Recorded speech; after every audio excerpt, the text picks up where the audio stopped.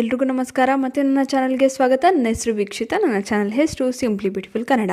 ನಮ್ಮ ಅಡುಗೆ ಮನೆಯಲ್ಲಿ ಕೊತ್ತಂಬರಿ ಬೀಜ ಇದ್ದೇ ಇರುತ್ತದೆ. ಇದು ಅಡುಗೆಯ ರುಚಿಯನ್ನು ಹೆಚ್ಚಿಸುವುದು ಅಷ್ಟೇ ಅಲ್ಲ, ಆರೋಗ್ಯಕ್ಕೂ ಕೂಡ ಬಹಳ ಒಳ್ಳೆಯದು. ಆಯುರ್ವೇದದಲ್ಲೂ ಧನಿಯಾ ಬೀಜಗಳ ಬಳಕೆ ಮಾಡಲಾಗುತ್ತದೆ. ಇದು ಹಲವಾರು ರೋಗಗಳಿಂದ ನಿಮ್ಮನ್ನು ಕಾಪಾಡುವ ಶಕ್ತಿಯನ್ನು ಹೊಂದಿದೆ, ಹಾಗೆ ಹಲವಾರು ರೋಗಗಳನ್ನು ಗುಣಪಡಿಸುವ ಶಕ್ತಿಯನ್ನು ಹೊಂದಿದೆ.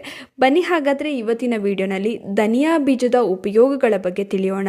ಹಾಗೆ ಧನಿಯಾ ಬೀಜವನ್ನು ಹೇಗೆ ಉಪಯೋಗ ಮಾಡಬೇಕು, ಇದರಿಂದ ಯಾವೆಲ್ಲ ರೋಗಗಳಿಂದ ಮುಕ್ತಿ ಹೊಂದಬಹುದು ತಿಳಿಯೋಣ. ನಿಮಗೆ ಗೊತ್ತಾ, ಧನಿಯಾ ಬೀಜ ಅಥವಾ ಕೊತ್ತಂಬರಿ ಬೀಜದ ಸೇವನೆಯಿಂದ ಭಯಂಕರ ರೋಗಗಳನ್ನು ಗುಣಪಡಿಸಿಕೊಳ್ಳಬಹುದು.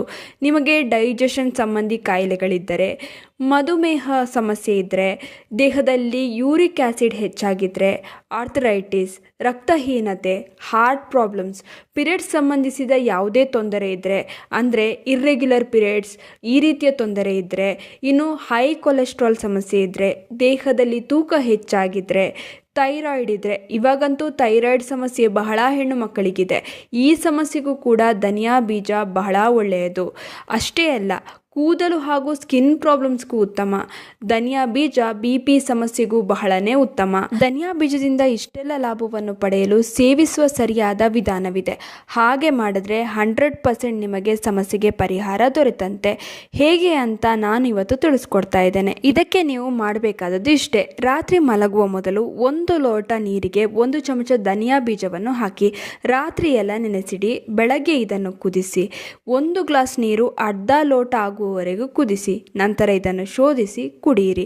ಬಿಸಿ ಇರುವಾಗಲೇ ಕುಡಿಬೇಕು.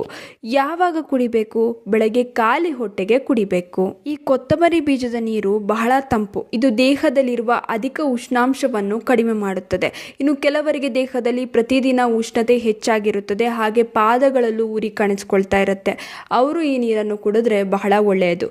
ಇನ್ನು ವೇಗವಾಗಿ ತೂಕ ಇಳಿಸಿಕೊಳ್ಳಲು ಬಯಸಿದರೆ ಕೊತ್ತಂಬರಿ ನೀರು ಸಹಾಯ ಮಾಡುತ್ತದೆ. ಇದು ನಿಮ್ಮ ದೇಹದಲ್ಲಿರುವ ಅಧಿಕ ಕೊಬ್ಬನ್ನು ಬೆಣ್ಣೆಯಂತೆ ಕರಗಿಸುತ್ತದೆ. ಇನ್ನು ಕೆಲವರಿಗೆ ಏನೇ ತಿಂದರೂ ಜೀರ್ಣವಾಗೋದಿಲ್ಲ, ಹುಳಿತೇಗು, ಗ್ಯಾಸ್, ಅಸಿಡಿಟಿ ಸಮಸ್ಯೆ ಇರುತ್ತದೆ.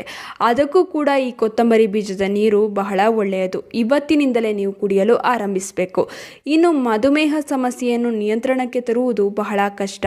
ಕೊತ್ತಂಬರಿ ನೀರಿನಿಂದ ಇದನ್ನು ಕೂಡ ನಿಯಂತ್ರಿಸಬಹುದು. ಕಾರಣ ಇದು ರಕ್ತದಲ್ಲಿನ ಇನ್ಸುಲಿನ್ ಪ್ರಮಾಣವನ್ನು ನಿಯಂತ್ರಿಸುತ್ತದೆ.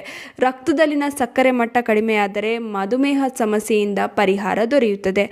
ಪಿರಿಯಡ್ಸ್ ಸಮಸ್ಯೆ ಕಡಿಮೆ ಆಗುತ್ತದೆ. ಕೆಲವರಿಗೆ ಸರಿಯಾಗಿ ಪಿರಿಯಡ್ಸ್ ಆಗೋದಿಲ್ಲ, ಅಥವಾ ಪಿರಿಯಡ್ ಸಮಯದಲ್ಲಿ ತುಂಬಾ ಹೊಟ್ಟೆ ನೋವು, ಅಧಿಕ ರಕ್ತಸ್ರಾವದಿಂದ ಬಳಲುತ್ತಿರುತ್ತಾರೆ. ಅಂಥವರು ಕೂಡ ಧನಿಯಾ ನೀರು ಕುಡಿದರೆ ಉತ್ತಮ. ಅನಿಮಿಯಾ, ರಕ್ತಹೀನತೆ ಸಮಸ್ಯೆ ಕೆಲವರಿಗೆ ಇದೆ. ಇದಕ್ಕೂ ಕೂಡ ಕೊತ್ತಂಬರಿ ಬೀಜದ ನೀರು ಬಹಳ ಉತ್ತಮ. ಇದು ದೇಹದಲ್ಲಿ ರಕ್ತದ ಪ್ರಮಾಣವನ್ನು ಹೆಚ್ಚಿಸುತ್ತದೆ. ಕೆಲವರಿಗೆ ಕೂದಲು ವಿಪರೀತವಾಗಿ ಉದುರುತ್ತದೆ, ಏನೇ ಹಚ್ಚಿದರೂ ಪರಿಹಾರ ದೊರೆಯೋದಿಲ್ಲ. ಅಂಥವರಿಗೆ ಇದು ಉತ್ತಮ. ಕೊತ್ತಂಬರಿ ನೀರು ಕುಡಿಯುವುದರಿಂದ ಇದು ಕೂದಲನ್ನು ಬಲಪಡಿಸುತ್ತದೆ. ಕೊತ್ತಂಬರಿ ಬೀಜದಲ್ಲಿ ವಿಟಮಿನ್ K, ವಿಟಮಿನ್ C ಮತ್ತು ವಿಟಮಿನ್ A ಹೇರಳವಾಗಿದೆ. ಹೀಗಾಗಿ ಕೂದಲು ಉದುರುವುದು ತಕ್ಷಣವೇ ನಿಂತು ಬಿಡುತ್ತದೆ. ರಕ್ತವನ್ನು ಶುದ್ಧೀಕರಿಸುತ್ತದೆ. ಇದರಿಂದ ಮೊಡವೆ ಮೂಡೋದಿಲ್ಲ. ಹಾಗೆ ಮುಖದಲ್ಲಿ ಕಲೆಗಳಿದ್ದರೆ, ಪಿಗ್ಮೆಂಟೇಷನ್, ಮೊಡವೆ ಕಲೆ, ಯಾವುದೇ ರೀತಿಯ ಕಲೆಗಳಿದ್ದರೆ ಅದು ಕೂಡ ನಿವಾರಣೆ ಆಗುತ್ತದೆ. ಕೆಲವರಿಗೆ ಮೊಣಕಾಲು ನೋವು, ಕೀಳುಗಳಲ್ಲಿ ನೋವು, ಹಾಗೆ ಸಂಧಿವಾತದ ಸಮಸ್ಯೆ ಇರುತ್ತದೆ. ಅದನ್ನು ಕೂಡ ಈ ಕೊತ್ತಂಬರಿ ಬೀಜದ ನೀರು ನಿವಾರಿಸುತ್ತದೆ. ಇದು ನಿಮಗೆ ತುಂಬಾನೇ ಆರಾಮವನ್ನು ಒದಗಿಸುತ್ತದೆ. ಬೇಡದ ಕೊಲೆಸ್ಟ್ರಾಲ್ ಅನ್ನು ಕರಗಿಸುತ್ತದೆ. ಇದರಿಂದ ಹೃದಯವು ಆರೋಗ್ಯವಾಗಿರುತ್ತದೆ. ಹೈ ಕೊಲೆಸ್ಟ್ರಾಲ್ ಸಮಸ್ಯೆ ಇರುವವರು ಪ್ರತಿದಿನ ಧನಿಯಾ ನೀರನ್ನು ಕುಡಿದರೆ ಒಳ್ಳೆಯದು. ಇನ್ನು ಮಲಬದ್ಧತೆಯನ್ನು ಇದು ನಿವಾರಿಸುತ್ತದೆ. ದೇಹದಲ್ಲಿ ರೋಗ ನಿರೋಧಕ ಶಕ್ತಿಯನ್ನು ಹೆಚ್ಚಿಸುತ್ತದೆ. ಹೀಗೆ ಹೇಳ್ತಾ ಹೋದರೆ ಇದರ ಲಾಭಗಳ ಪಟ್ಟಿ ಮುಗಿಯಲ್ಲ. ಆದ್ದರಿಂದ ನೀವು ಒಟ್ಟಾರೆ ಆರೋಗ್ಯವನ್ನು ಕಾಪಾಡಬೇಕೆಂದಿದ್ದರೆ ತಪ್ಪದೆ ಪ್ರತಿದಿನ ಬೆಳಗ್ಗೆ ಎದ್ದ ಕೂಡಲೇ 1 ಲೋಟ ಕೊತ್ತಂಬರಿ ಬೀಜದ ನೀರನ್ನು ಸೇವನೆ ಮಾಡಿ.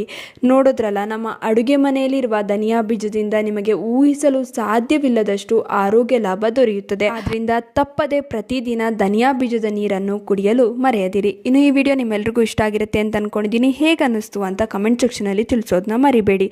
ಆದಷ್ಟು ಈ ವಿಡಿಯೋನ ನಿಮ್ಮ ಫ್ರೆಂಡ್ಸ್ ಹಾಗೂ ಫ್ಯಾಮಿಲಿ ಜೊತೆ ಶೇರ್ ಮಾಡ್ಕೊಳ್ಳಿ. ಹಾಗೆ ಲೈಕ್ ಮಾಡೋದನ್ನ ಮರಿಬೇಡಿ. ನೀವಿನ್ನೂ ನಮ್ಮ ಚಾನಲನ್ನು ಸಬ್ಸ್ಕ್ರೈಬ್ ಮಾಡ್ಕೊಂಡಿಲ್ಲ ಅಂದರೆ ದಯವಿಟ್ಟು ನಮ್ಮ ಚಾನಲನ್ನು ಸಬ್ಸ್ಕ್ರೈಬ್ ಮಾಡ್ಕೊಳ್ಳಿ. ಹಾಗೆ ಪಕ್ಕದಲ್ಲೇ ಇರುವ ಬೆಲ್ ಬಟನನ್ನು ಕ್ಲಿಕ್ ಮಾಡಿ. ಹೀಗೆ ಪ್ರೋತ್ಸಾಹ ಕೊಡ್ತಾ ಇರಿ. ಪ್ರೋತ್ಸಾಹ ಕೊಡ್ತಿರೋ ನಿಮ್ಮೆಲ್ರಿಗೂ ತುಂಬಾ ಥ್ಯಾಂಕ್ ಯು.